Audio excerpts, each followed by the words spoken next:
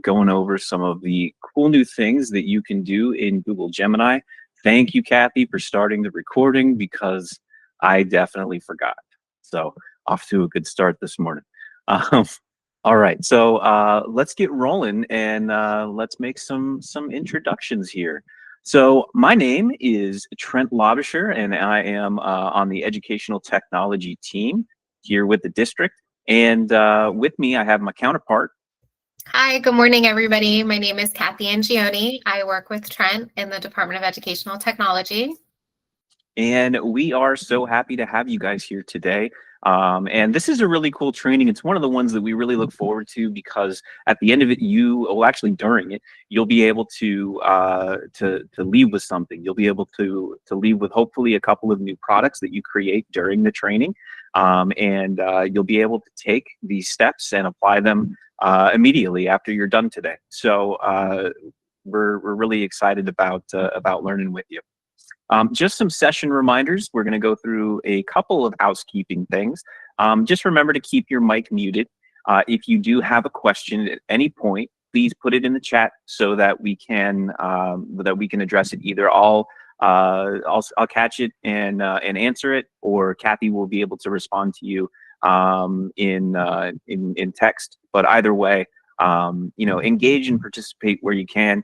We love to see the little emojis pop up when you like something or when you're reacting to something. We want to make this as interactive as humanly possible. I just don't want to spend our time together today just talking at you. Thanks, Kathy, for those emojis. They make me feel special. So let's go. Oh, one more thing. I do know that we might have some schools that are joining us, watching in large groups.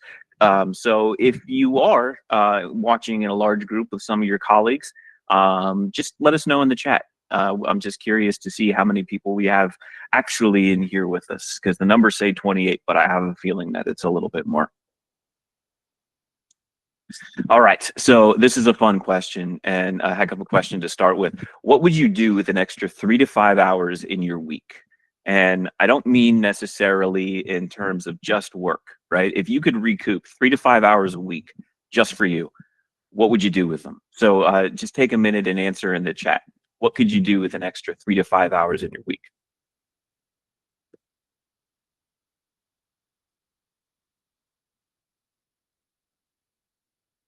I mean, personally, I'd probably spend a couple more trips to the park with my kids, especially with this with this weather right now.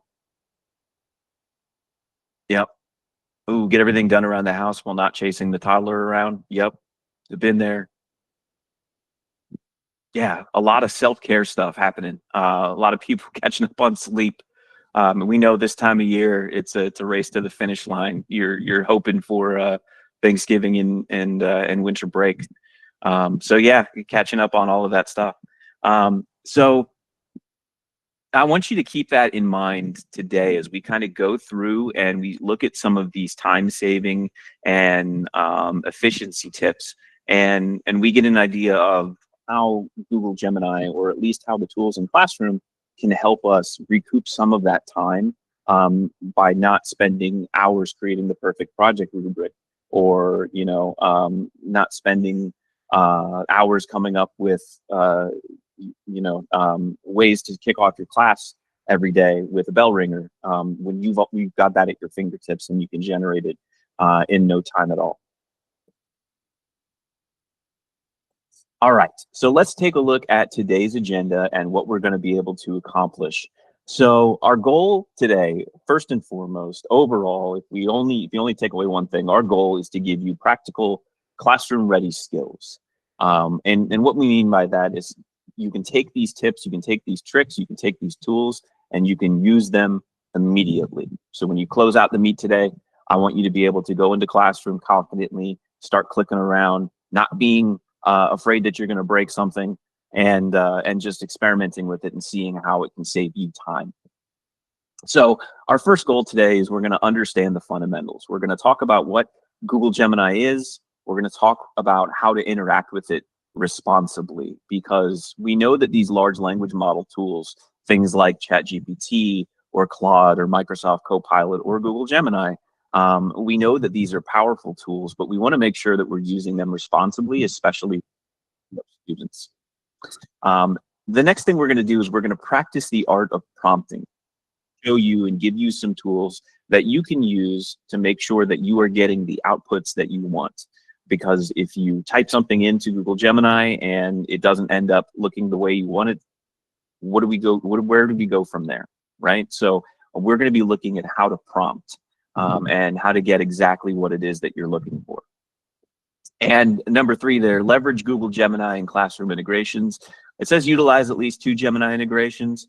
We're doing more than that, and you'll be able to experiment a little bit with the tools at your own pace.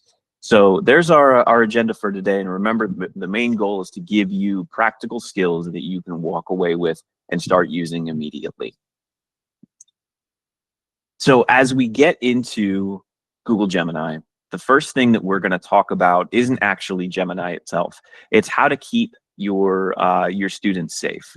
So you'll see here on the screen, we have some artificial intelligence applications that are approved for student use in the district.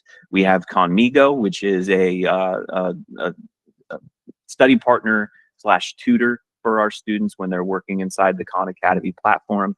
And then we have generative AI for students that can be accessed in Adobe Express and Canva, our crowd favorites. So when it comes to our students using these tools responsibly, keep in mind that there are protections built into each of these platforms that the students can access, so that they're not exposed to content that may be inappropriate, and that you can be rest assured that they're focusing on their educational pursuits. Now, for teachers, we do have a number of artificial intelligence applications that are available. We did mention, obviously, Conmigo and Adobe Express and Canva. But today, the big ones we're talking about are Google Gemini and Google Classroom. So baked into both of these, one of them, Google Gemini, is a large language model, generative AI tool. And Google Gemini takes, Google Classroom now has baked in tools that you can access that utilize Gemini, that you don't need to leave the platform. You can do everything right there inside a Classroom if you choose. And then the last 2 tools, we have Lumio, which is that smart software, Lumio AI Assist. There's another great training happening later on today if you're interested in learning more about that. And then Notebook LM, we've got another training happening today that Kathy is going to be heading up, that you can learn more about that powerful tool. So if you like what you see today, by all means, please attend, and we hope to see you there. Now, so our main concern when we're using generative AI tools, and not just Gemini, but really anything, ChatGPT is one of the more popular tools. It's something that if you're familiar with language models, that's usually the one that most people are familiar with. Google Gemini is the same thing. The problem with using platforms like ChatGPT in an educational setting, and with some other applications that aren't approved, is that we don't know what they're doing with that data, right? Large language models use user input, so what you type into it, to train the models. And it's because of this that we want to make sure we're not including in our language models PII, which is personal identifiable information. We don't want to be putting student information into any of these language models, regardless of what they are or how we access them. So you can think of it kind of like, when you're working on grades, you're sending emails with personal student information. You really don't want to be doing that. You want to take out the identifiable information, especially if it's something sensitive. So think of it like that when it comes to interacting with these language models. That means we don't want to put in things like medical records, a student's actual home address, or first and last names, anything that might show up on a 504 or something like that. You don't want to be putting into Gemini. We want to take our students, we want to guard our students' data as best we can. So no PII, to Gemini. Yes. Hey, Trent. Just to throw it out there, this is why on the previous slide, this is why some of those apps are approved for student use, because we do have data agreements with those companies that they are not going to be using that student data. So we always get asked, why can't we use this? Why can't we use that? There is a process. And these companies have signed, based on their terms of service, that they're not going to be using our students' data. So that is something to note. We're not just going to like Joe Schmo's AI website and uploading student data, test scores, anything, contact information, and asking it to do something for us. Because who knows what Joe Schmo is going to do with that information. All fair and valid points. And one of the things that I skipped past was this little guy on the bottom of slide 6. And I'll share the presentation. I meant to do that earlier. Kathy, did you already link that? Let's see. Oh, she beat me to it. Just super fast. I beat you. I just put it in. I wasn't sure when to put that in, but it's there. Yeah. It's accessible for people to follow along and click on hyperlinks if they wish to. Yeah, and on slide 6, you'll see this link down in the bottom left-hand corner. It says check the district TCH review history, and this is what Kathy was alluding to. The district does have a process for vetting tools, not just AI tools, but all kinds of software, and they make sure that the data sharing agreements are in place, so we're keeping our students protected. So it's not a case of, well, why doesn't the district want us using ChatGPT? It's not that we don't want you using it. It's just that we want to make sure everyone's using it responsibly. So thank you, Kathy, for clarifying that stuff for us. So we do have some best practices for safe and responsible use. And in this slides presentation, there is a little checklist, a responsibility checklist.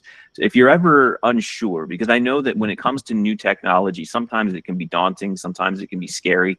We don't want to get too far into something, or in the case of some applications, we're afraid we're going to go in and mess it up or something like that. And really, we want to take away that feeling of not being sure, and we want to make you confident with interacting with these tools. So if you're ever unsure, there's this best practices checklist, and it talks about all of the different ways that we keep ourselves and our students safe when we're using AI tools. So never submit personal information. We talked about that. No PII. Keep it guarded for you and your students. So while you can say something along the lines of, I have a student who is, a third grade student who's got reading difficulties, and I need to re-level a text to help this student, that's totally okay. You didn't use that student's name, and it's okay that you're mentioning something that might be considered medical, depending on whether or not the student has a documented IEP. But you're not using the student's name. All that you're doing is using that tool to try to develop resources for that student. So that's okay. What you don't want to say is, Johnny Smith is reading at a third grade level, and I need help according to this IEP that you then upload. No. We don't want to do that. Okay, we want to keep Johnny Smith safe. Now, in addition to PII, the next thing that we want to focus on is making sure that we understand that we have to verify AI generated content. So if you put something into Gemini and it spits out your output, it is up to you to go through, because you're the expert. Remember, you're the teacher. No one's going to replace you, certainly not AI. It's your job to go in and make sure, verify that what the AI is telling you is accurate. You also want to go through and you want to make sure that it is the best output for your students specifically, because it may have one or two, it may include one or two activities or something like that, if you're asking for a unit plan, that just really aren't relevant for your students. So, our advice is to go in, make it standards-based, make it specific to your students, but verify that the content is accurate. AI, and this is kind of a cool little trivia thing, AI has what's called hallucinations, where it is programmed to give you answers, but when it doesn't know those answers, sometimes it will make up those answers. So it's just something to be, cognizant of. When you get an output, verify, trust but verify.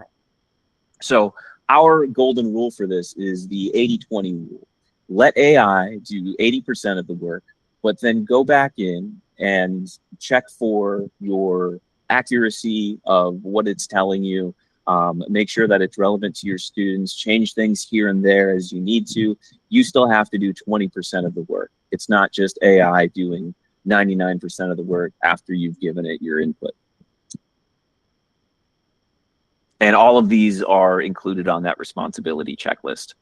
Now this, you can click this if you want, or you can bookmark it for later. We're not going to spend time on this today, but I do know that some of us like to have that little extra, hand on the shoulder. So if you would like, you can take this safe and responsible use knowledge check. It's just a 10-question Google form quiz.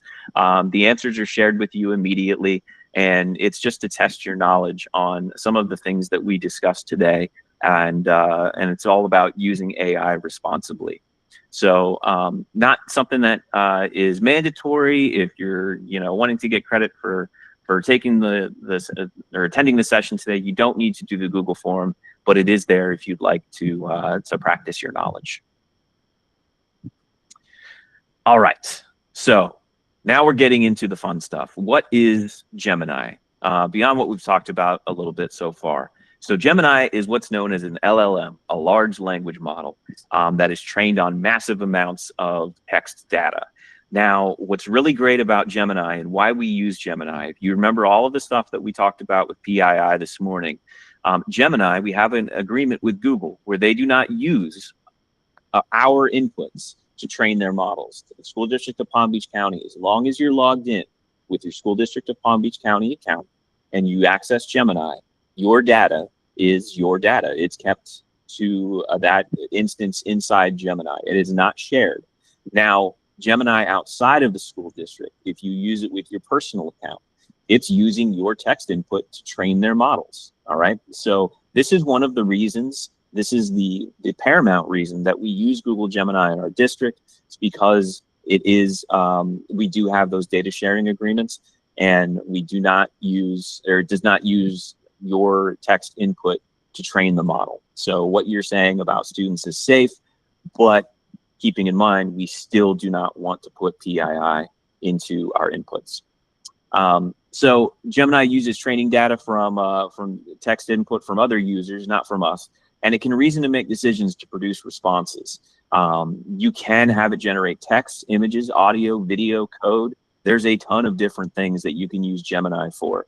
But we're not going to let Gemini get away from us in this. We're going to be focusing primarily on how it works in Google Classroom. So what's the point of using Gemini? Why are we talking about it? Why are you here today? Well, it can act as your creative partner and personal teaching assistant. Sometimes you don't have a common plan with your best teaching buddy. Sometimes you need to bounce an idea off of someone, or in this case, something, and talk through something, and it's super useful in that way. So just sharing ideas and getting some additional insights is incredibly valuable. It's one of the ways that I use it personally and professionally. So it can also be used as a utility to help you brainstorm and draft content, and save time on administrative tasks. So whether it's writing a parent email, coming up with a class newsletter, or explaining directions on a project, these are all things that you can save time and maybe recoup some extra time for sleeping, reading. I saw crocheting earlier, chasing around your toddler, all those things that we want to actually be doing instead of sometimes writing emails and grading papers.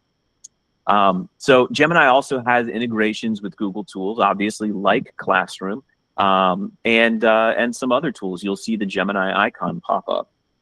And as we said, there are these built-in privacy protections. When you use Gemini with your district account, your data is not shared with others. It's not used for training models. It's not used for advertising, and there's no human that looks at it besides who you decide to show it to. So really, when it comes down to it, Gemini is the language model that we want to be using in the district. All right. We talked a little bit about this, but Gemini can help you save time. It can help you spark creativity and overcome writer's block. Sometimes you're at a point when the lesson is almost there, an activity is almost there, but you know it's missing something. That's when Gemini can step in. It can help you personalize learning. It can help you re-level text for students, which I'm going to show you guys today, and create quick review questions for bell ringers or exit tickets. And it can also improve feedback. It can look at student writing and help you make recommendations on student writing. When I was in the classroom, I was a secondary English teacher, and I used to bring home my milk crate every single day that had different essays in it to grade, and back and forth with that milk crate. If I had Gemini at that time, hoo boy, those kids would have been getting feedback much faster and much more comprehensive than I was able to do with just my little green pen at my dining room table. So this is one of those time-saving techniques that we're looking forward to sharing today. All right, let's get into the fun stuff, ladies and gentlemen. Let's talk about accessing Gemini. So there's two ways that you can do this, and I'm going to go live in just a moment and show you. The first way, you can simply type into your search bar gemini.google.com. Pretty easy, but I'm going to show you another way that we can do this easily. So I'm going to share. Here we go. So here I am in a fresh and empty email inbox. So if I start out by going to the portal and I just click on my email icon. I don't have anything in my inbox, so there's not much to show here. But what I do want to show you is the second way that we can access Gemini. In tools like Drive and in Gmail, you'll see what I like to call the waffle. Now, this thing is technically called the app selector, but I don't believe in all that. This is going to be the waffle until I'm old and gray. And when I click on Google Apps, I have here, I can select from my different applications, and there's Gemini right there. So just showing you that again, if you start from your email or if you start from Google Drive, select the app selector in the top right, and then you can click on Google Gemini. So I'll give you a second to go ahead and navigate there.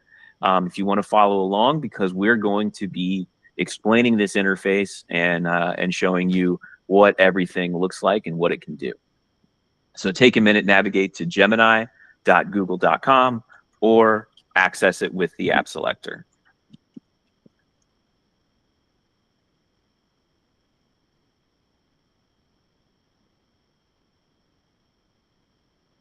All right, so let's get into what Gemini, kind of what the interface looks like. When you first log into Gemini, it's very simple. There's only one place to type, and this is where you're going to type in your prompt. If I wanted to, I could say, help me plan a meal for 3 people with no allergies. Now, this is a very simple prompt, and it's not going to necessarily give me a super great output because it's, I'm not being specific about what kind of food. Do I want Italian? Am I feeling Greek this evening? But it's going to come up with, exactly what I told it. Help me plan a meal for 3 people, no food allergies. And there you go. I've got a little recipe. I've got my ingredients list. Pretty simple stuff, right?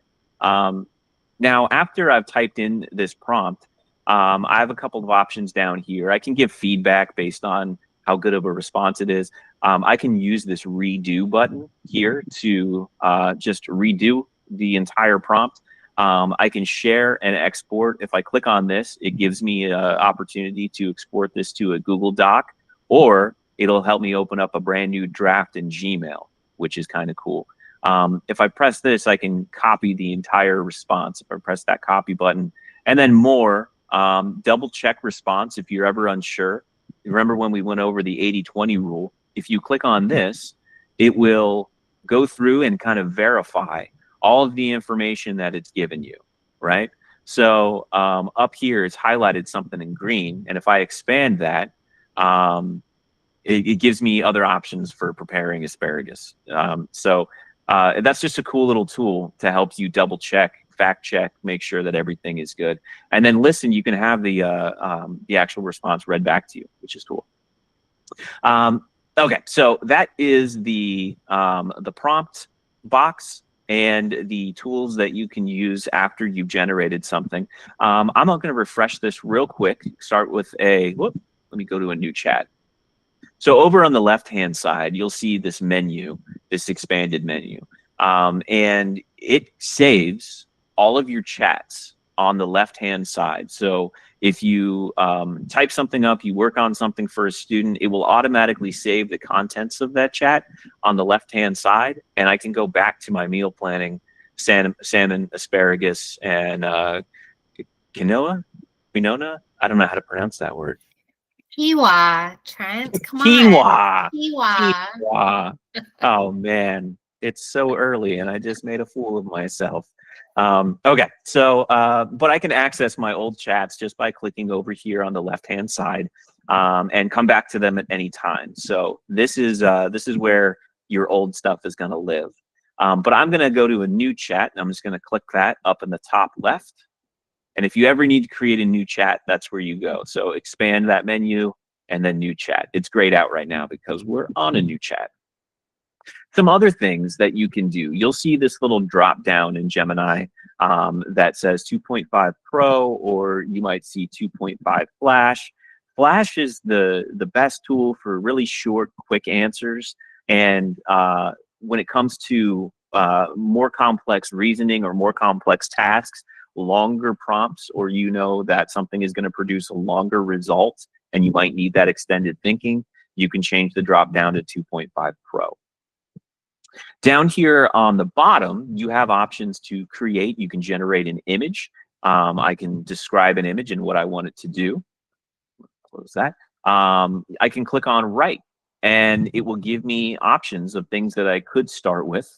Right? Write an email to my neighbors about a block party, write a thank you note for a job interview, so on and so forth. Write a summary of the book Catch-22 for children. That's interesting choice. So a lot of different options there. Some of them distracting.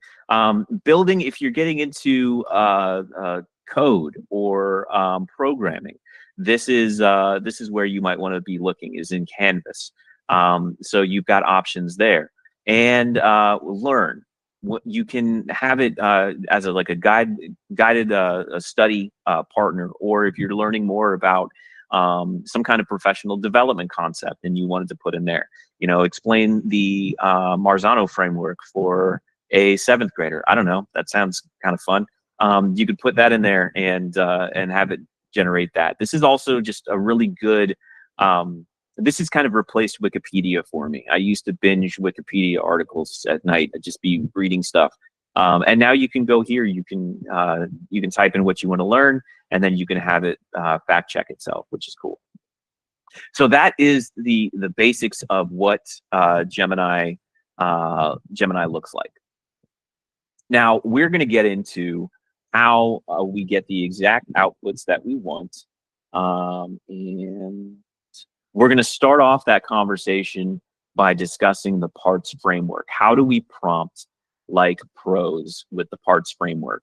So when we are writing something in Gemini or in Gemini integrations in Classroom, we want to make sure that we are giving a prompt that is going to get the exact output that we want. So an easy way to remember a strong format is parts. You want to identify your role, or identify the role that you want Gemini to take on to help you with your task. You want to state your aim, your objective, what you want to accomplish. You want to state the recipients. Who is the audience? Who is it for?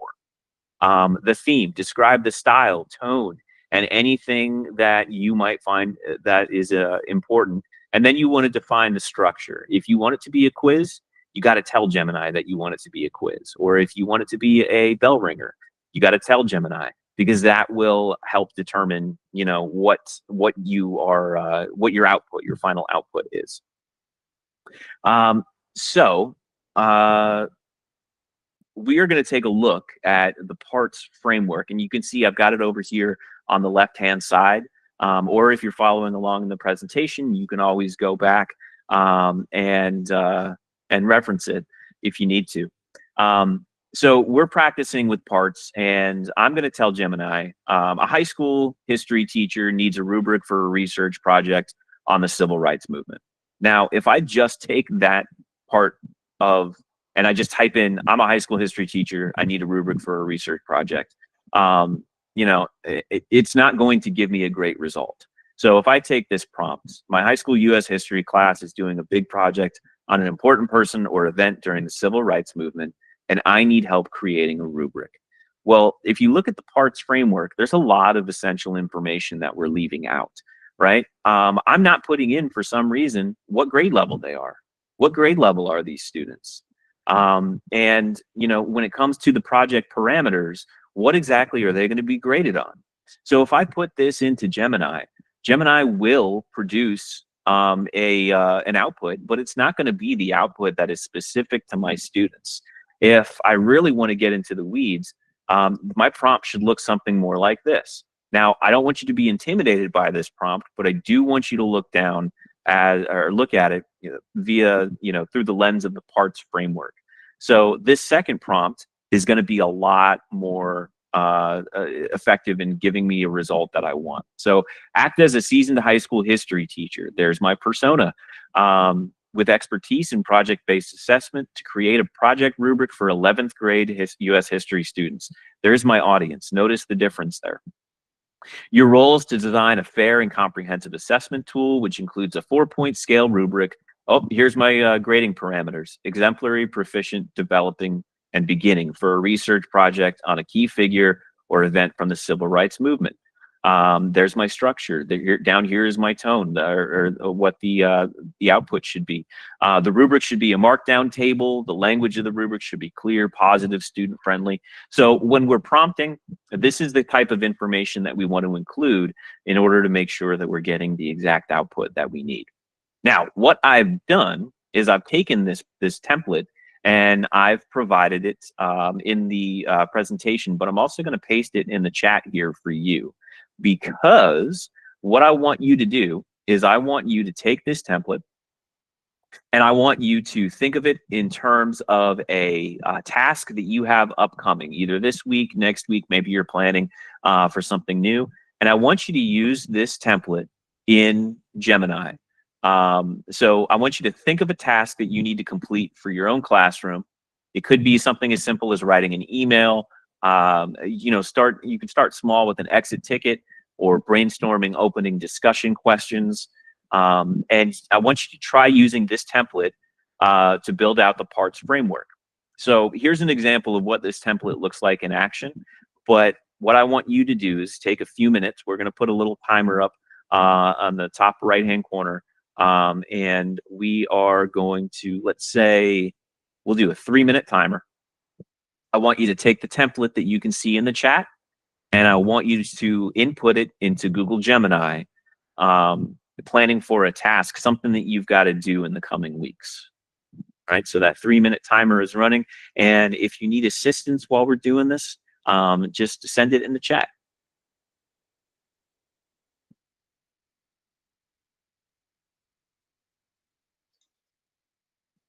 And if you give it a shot and you want to share what you're able to accomplish with Gemini and this template, please put it in the chat box so we can see what you're doing. How did it work? Did it work like you expected it to?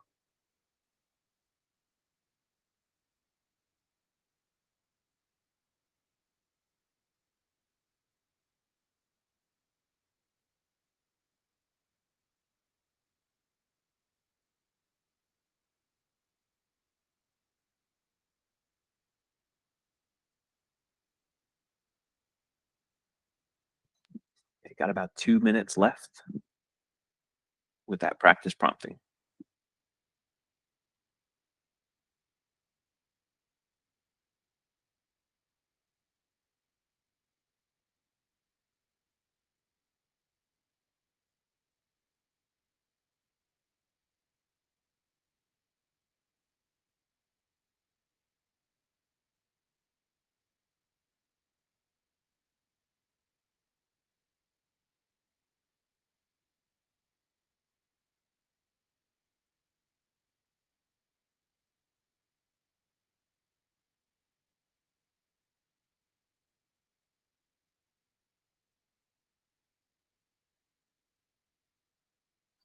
All right, we got about a minute left. If you're still practicing, and remember your chats are saved over on the left-hand side. So whatever you produce is going to be waiting for you there the next time that you access Google Gemini.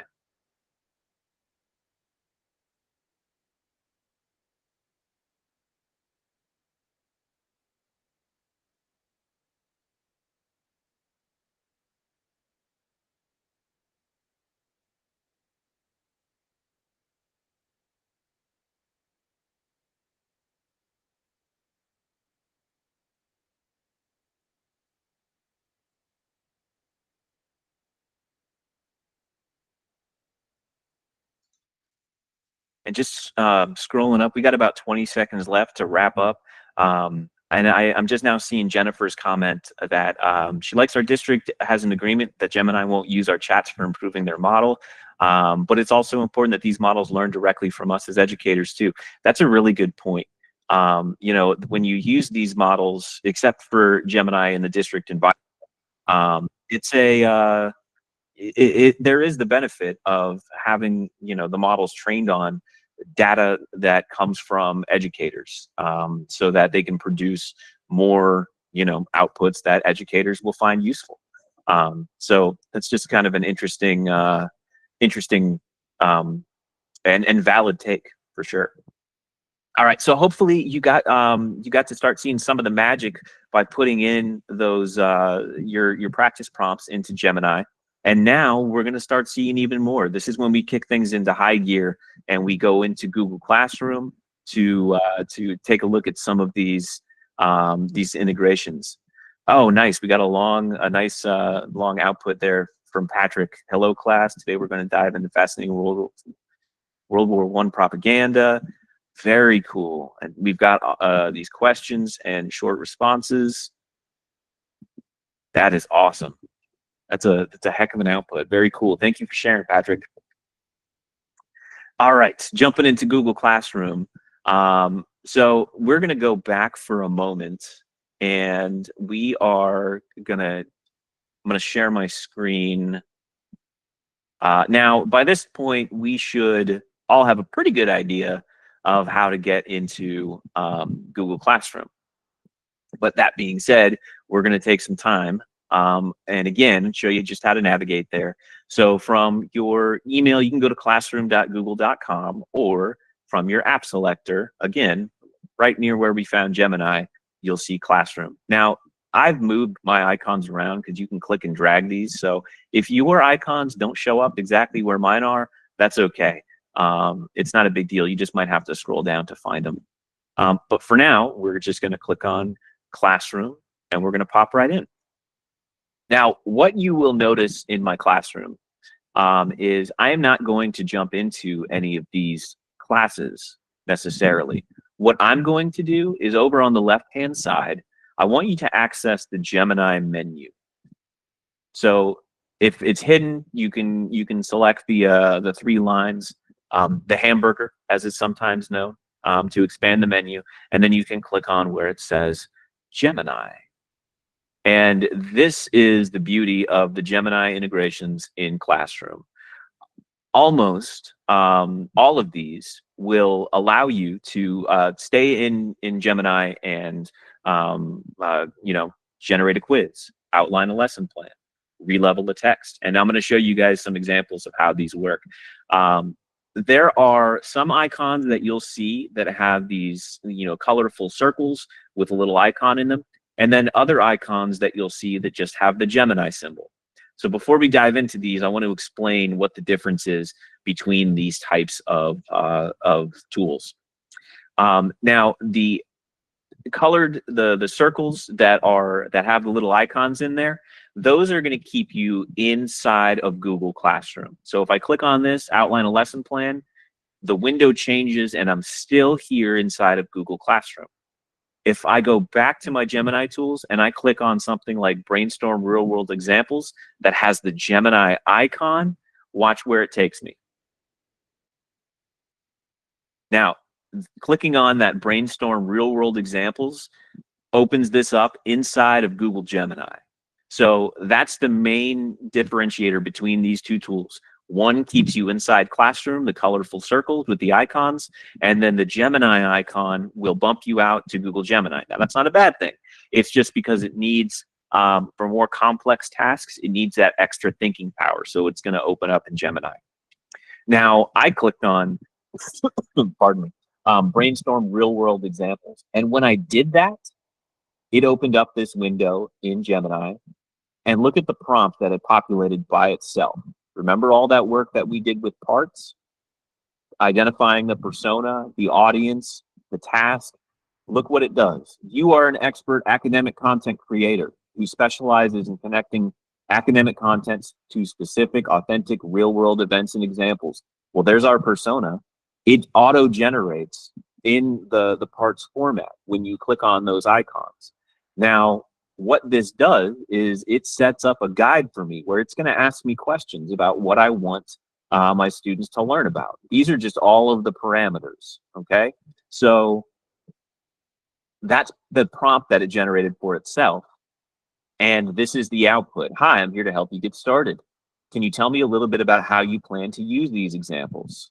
So if I type in that I need to come up with some examples for English language learners, we want to focus on soccer, and the benchmark that we're working on is such and such. I'm not going to pretend to have every benchmark memorized. But if you now have a basis for interacting with Gemini, and you didn't even need to prompt it, all because you clicked the little button in Classroom. Really, really cool stuff. Now, before we start taking a look at some of these tools, just to kind of orient ourselves a little bit more, we did talk about the difference between the two icons. Remember, the colored icon circles will keep us here inside Classroom, and the Gemini icon will bump us out to Google Gemini to do some of that extra thinking. But up at the top, you have little categories that you can use to quickly find what it is you're looking for. If you're planning for lessons, you can click on Planning, and you'll see all of these tasks that are related to planning. Instruction material. I can now organize all of generating quizzes, creating rubrics, so on and so forth. Assessments, right? Building a choice board, developing reading comprehension questions, supporting students, releveling text and translating text for your students. You just paste something in and it'll translate. And then administrative tasks. Now, these are some of the more complex things that you're going to be bumped out to Gemini, like brainstorming a field trip is no easy task, right? So that's going to take some of that extra thinking power, and it's going to utilize Gemini to do it. So for now, I'm just going to click on All, and we're going to get started with a, let's see here. What do we want to do? You know what? Let's get started with generating a quiz. So I'm going to click on, let me go back so I'm not clicking too fast. So find that icon. If you're in Classroom, click on Generate a Quiz. And it is going to ask you a few questions. So I'm going to say that this is a quiz for 9th graders. And the number of questions, I'm going to keep this at 3 because I want this just to be a cool little bell ringer. And what do I want this to measure? Let's say that we're going to be working with figurative language. All right, figurative language, 9th grade, 3 questions. Now it's going to ask me to generate the learning objectives. Now, what I love about this is it's not just going to go off and generate a quiz. It wants me to confirm the learning objectives. So it's going to populate a box here. It tells me what the suggested learning objectives are. So rather than just automatically creating the quiz, again, this is where we're doing our 20%. Gemini is going to do that 80% of throwing the quiz together. Our 20% is looking at, okay, well, what do we want our students to learn? Students will be able to identify and define the 5 main types of figurative language, blah, blah, blah. Now, if I don't want one of these objectives and I say, well, personification is nuanced and we really haven't dove into that yet, so I'm just going to get rid of that one, and I don't want to worry about that learning objective. So you can edit these, you can add to these before you actually choose to generate the quiz. So and then I can choose multiple choice, true or false, short answer, long answer. So since this is just being used as a bell ringer, I'm just going to do a multiple choice, and then I'm going to have it generate questions. So it's going to take a minute to think. And then look at this. Grade 9 figurative language, 3 questions. It's generated something that in my mind probably would have taken, I could say, I don't know, 15, 20 minutes on my best day if I'm hustling to get this thing in. So I've already recouped that time. Now, one thing that's important to note about things that are generated inside of Google Classroom with these Gemini tools is that this is not automatically saved right now. So I'm going to say that again. This is important. This is not saved right now. You haven't saved the quiz. You haven't assigned it to any of your classes. Right now, it only lives here. And if I press the back button to leave this page, it's going to pop up and tell me, do you want to discard these changes? Because nothing is saved. Make sure you export to forms. So when you're using these tools, I'm going to hit cancel. When you're using these tools, you want to make sure that you save your outputs, right? So I've got some options down here. I can choose to export to a Google form. I can choose to copy this into a Google Doc.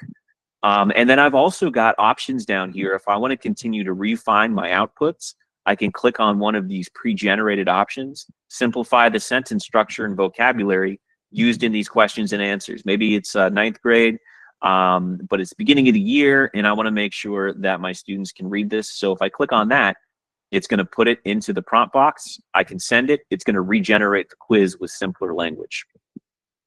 Right? So here it is. Now, this quiz looks good, so I want to save it. How do I save it? How do I make sure that my work is saved? Well, if I click on the export button, it's going to come up with add to class, export to docs, or export to forms. If I click add to class, it's just going to include it as text. And if I click export to docs, it's going to copy this text and it's going to put it in a new Google Doc. I want to export it to forms because I love auto grading. So I'm going to click on export to forms. It's going to tell me, hold on, we're doing it. Just take your, hold your horses.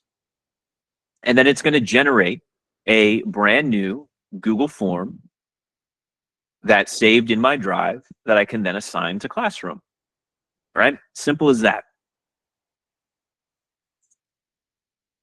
All right. So next tool that we're going to look at.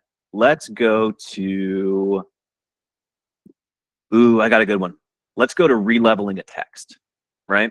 In some cases, our students are, they know the content, but sometimes the language can be a barrier for them. And this happens even with our, oh, Deborah, let me go back real quick. You may have clicked on a different tool. If we go to generate a quiz, we'll say, 3 figurative language. Oh, I spelled language wrong. That's great for a former English teacher. Generate those learning objectives. Let me go back in and generate questions. Okay, bringing myself back to this. So when you click on this right here, export, it should say export to docs and export to forms. If yours only says export to docs, maybe we can, make sure you're in Classroom. But Deborah, you can chat or email after the session, and I'll get with you, and we'll figure out what's going on there.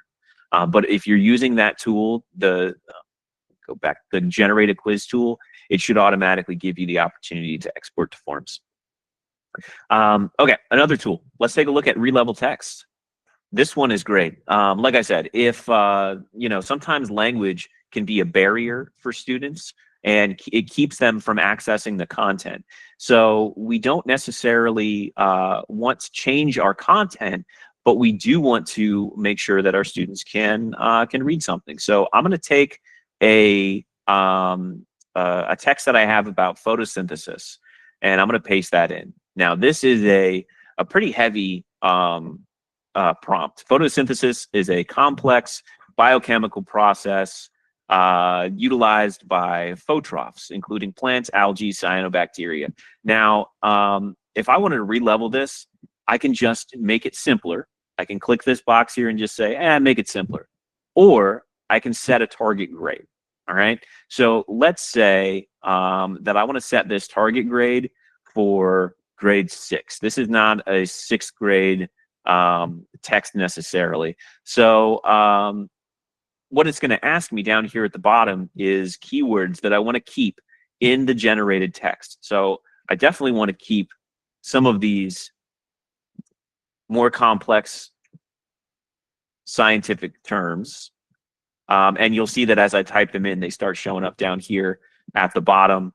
Let's see, let's pick one more and we'll get chlorophyll. All right, and then I'm going to click generate. So what I've done is I've taken this text, and though it looks a little bit longer, what you'll notice on the right-hand side is that it provides these highlights in terms of the simplified language that it's including. So sometimes that simplifying a text is going to be a little bit longer because while it is easier to read, there are explanations, additional context clues that have been added, so on and so forth.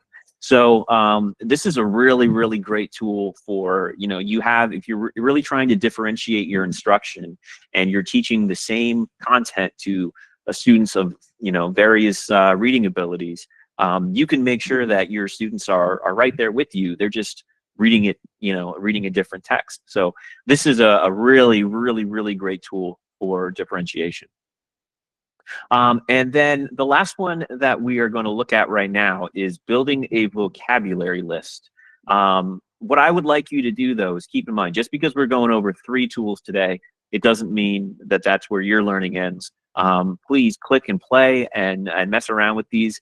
Like I said, our main goal today is to give you the opportunity to take something away that you can apply immediately. So hopefully one of these tools or one of the ones that you are messing around with might prove useful for you in the coming weeks. I'm going to create a vocabulary list. Now, the reason that I wanted to show you this tool is because you can just put in a topic, or as a former English teacher, one of the things I used to teach in 9th grade was The Cask of Amontillado by Edgar Allan Poe. Now, you'll notice I'm not putting in the text. I don't have the text in front of me. I don't have a PDF of the text. All I'm doing is I'm putting in the title and the author, and then I'm clicking generate. I'm creating a vocabulary list because my students and I are going to start this on Wednesday, and I want to give them some key vocabulary that might trip them up ahead of time so that they can keep an eye out for that. So I'm just going to click generate. Now, after it takes a minute to think, it is going to scrape the web, it's going to find the story, and it's going to pull out those key vocabulary terms that might seem, pardon me, a little bit difficult for 9th graders. And having taught the text, I can tell you that these vocabulary words are all in the story. I didn't have to give it the full text. Now, I've tried this with novels like Jurassic Park, and it's done the same thing. So you can, again, this is that 80-20. Obviously, you're going to want to check these inputs or these outputs to verify that they're accurate. But when it comes down to it, this is just a solid vocabulary list of words from that story. Now, from here, I can do a couple of things again. I can export it directly to Docs so that if I click that, it's going to open up a new Google Doc. It's going to format all of the vocabulary.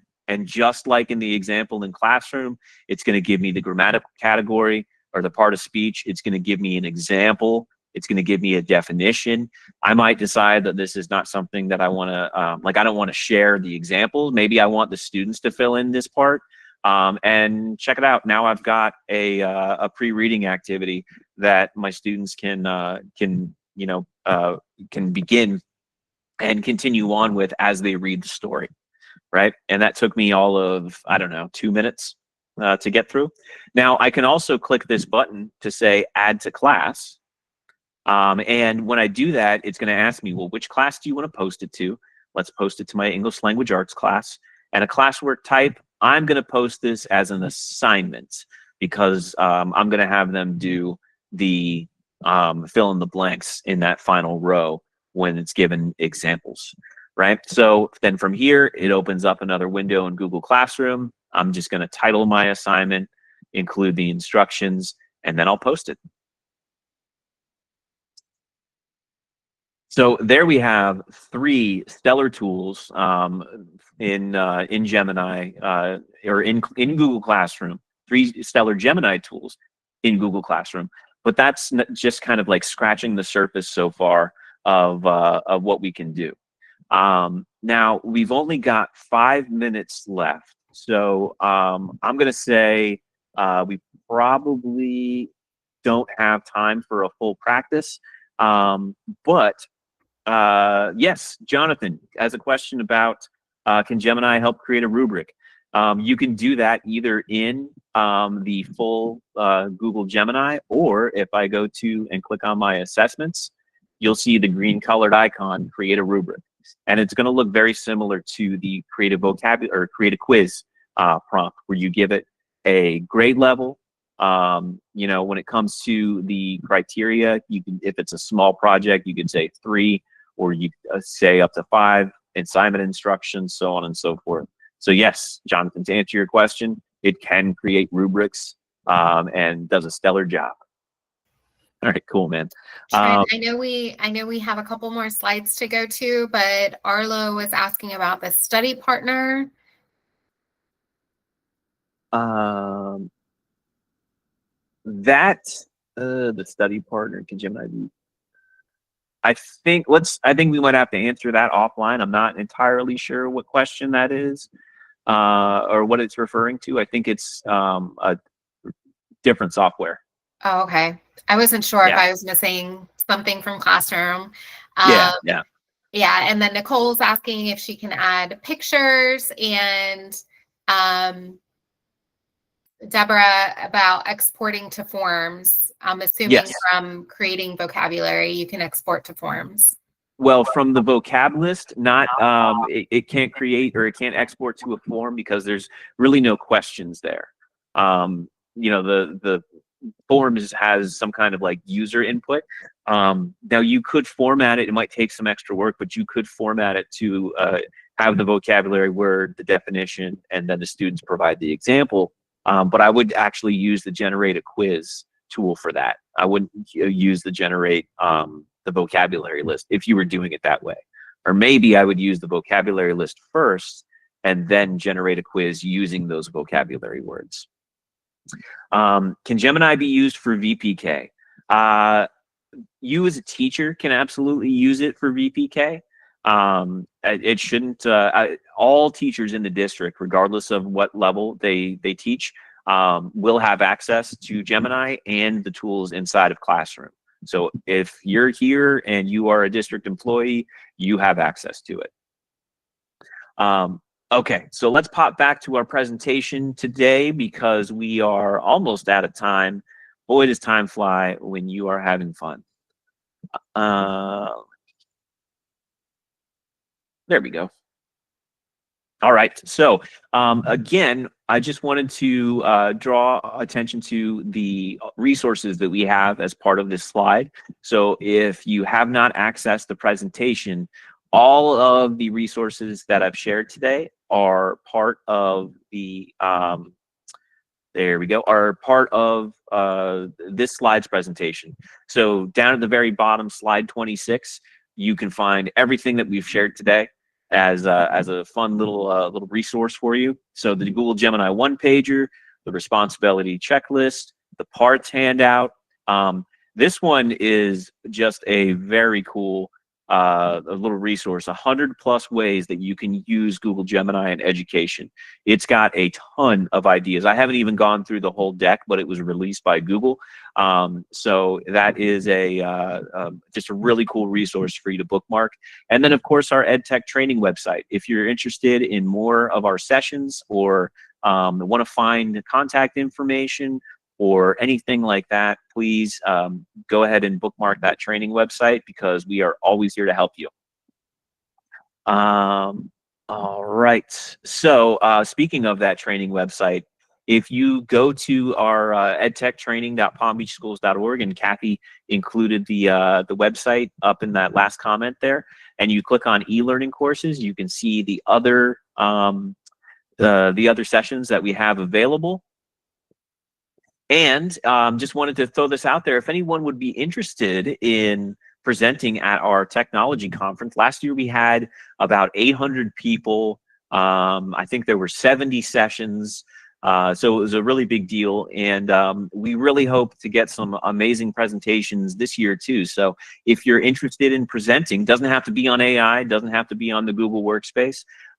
Please fill out that that proposal to submit, because we'd love to have you presenting.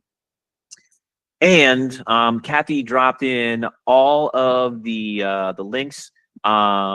Nicole, I'm gonna paste this in right there. That's the attendance for today. It's done through registering in e-learning. So if you haven't already registered, please make sure you do.